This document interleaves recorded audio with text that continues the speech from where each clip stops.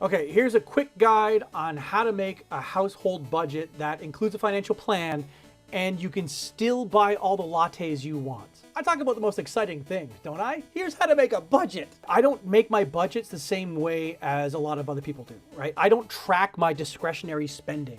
Entertainment, buying blizzards from Dairy Queen in the middle of March because they're delicious regardless of the temperature outside. To me, a budget should still be flexible. And if it's not, it just kind of causes more stress than needs to and really doesn't address any kind of underlying spending issue anyway. So here we go, how to build a budget 101. Number one, you gotta figure out your net income. What actually shows up in your bank account after your taxes come off and any other deductions. That's the number that you have to work with. Now, if you're on salary, that's pretty easy to figure out, right? Because it's gonna be the same amount week after week, month after month. But if your pay fluctuates a little bit, it does get a bit more complicated. Typically what I like to do and what I like to have my clients do is use the smallest amount that you're probably guaranteed to have. Let's say your work week fluctuates between 32 and 37 hours. How much shows up in your bank account after two back-to-back 32-hour work weeks? That's the net income you're going to use. So now what is your monthly net income? If you're paid bi-weekly, I just multiply it by 2 and I assume everything's going to be a 2-pay month. For simplicity's sake, I tend to ignore the twice a year that you're going to have a 3-pay month. Now that you have your net monthly income, so we know the amount you have to work with, what are your monthly expenses? And keep in mind, I said expenses, not spending. See, expenses are the things that you have to pay on a monthly basis or